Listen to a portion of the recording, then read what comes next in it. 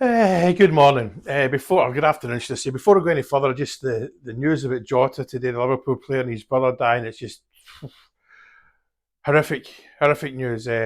Thoughts for his family and all the Liverpool fans and the wider support of the Liverpool football family. It's a strange feeling, it's a terrible feeling. But yeah, so. Okay, Emmanuel Fernandez, the young chap from, I nearly said Porto, from Peterborough. Um, um, I think it's pretty obvious he's been brought in. I wouldn't say he'll be a first team starter yet, but obviously we're not buying players in that are not we don't see that are going to be a first team player eventually. But I think, and this is just me guessing, we were told that the club will be using AI to bring in players. That's the way forward now. This player, I was going to say reeks of that. That's a terrible word to use. This player, I'm sure that's where he comes from. It comes from that apparatus using AI. You know, they've looked at the statistics and so right, we can make this player better. And Russell Martin and his coaching team will have said to the owners, "Yep, bring him. I can make him a better football player."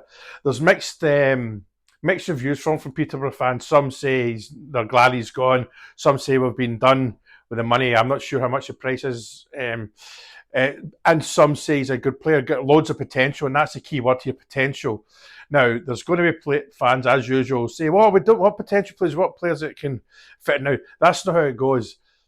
We have got to build a squad. This is a solid squad player. I mean, solid squad player. This guy will be, he may not be a starter, but I'm going to say he's going to be in this, if he's not starting, he's going to be on the bench every game. You know, I think he's 6'4" as well, and that's what we're crying out for. You know, a big lumps, you know. And Joe Thirlwell, I think he's 6 foot. I think he's taller than we thought as well. Again, something we've lacked for years is height. You know, because we all know Rangers and corners do not go. Reminds me of a song from years ago. But anyway, Rangers and corners don't go.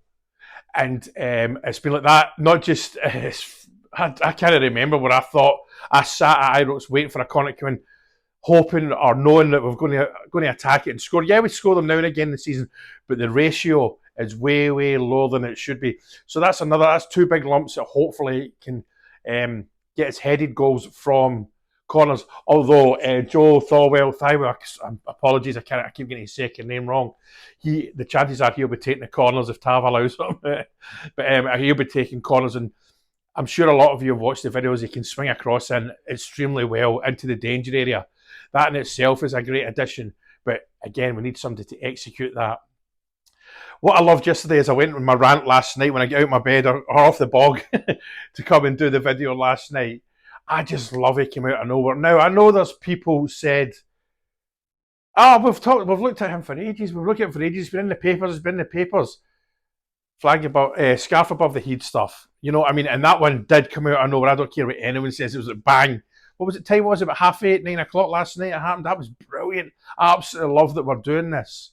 And remember, the fact that some people had to sniff about him in the media and all that, that would have come from his agent leaking to the press. You know, and I said at the start of the week that I totally understand why the fans are a bit anxious that we're not brought players in.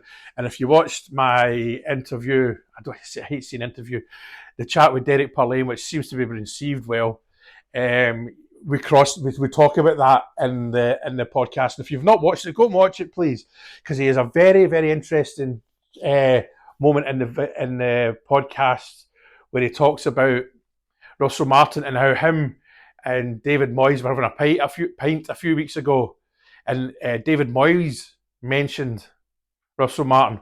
Go and watch the video to see what else was said about him. You know how this works. You know, what as much traffic there as possible. But and to add further, was it 42 or 40? I think it's 42,000 views I went through today, and I'm at 30 million views since Christmas. Not since Christmas, it's Christmas, I suppose, the Christmas period. I'm at 30 million views since the start of January. So that's a bit weird. That, you know, a weird feeling. It's not. It's amazing. It's why I've started doing the podcast. Let's say PR Mickey gave me the show. He says, You're 51. You've got those numbers. Keep doing it. It took a bit of a dip when I was in Thailand because I had a few benders, so it went down. But I think my average is about 250,000 views a day or something like that at the moment. So that's all right. If anyone wants to sponsor me, feel free to shout me. But no, yeah.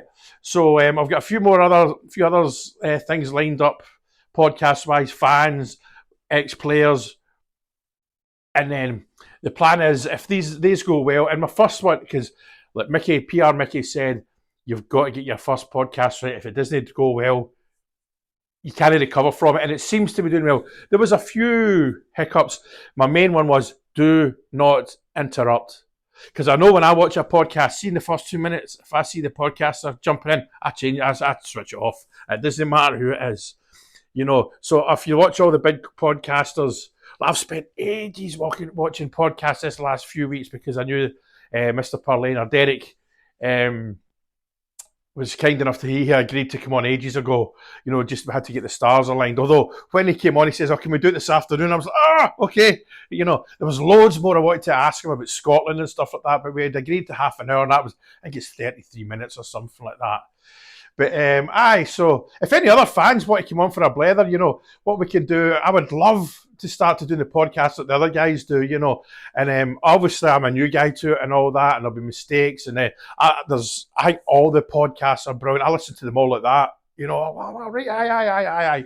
I've had one chap already, he's going to come on next week, hopefully. I think you all know, well, if you don't know, I work offshore, so I could be away tomorrow, I could be in Australia by Friday. Maybe not quite Friday, but by Monday. That's not going to happen. But my working life is go now. I could do with getting away soon because I've not worked for a while now, and well, you know what happens when you don't work for a while. But anyway, it's honking down the rain outside.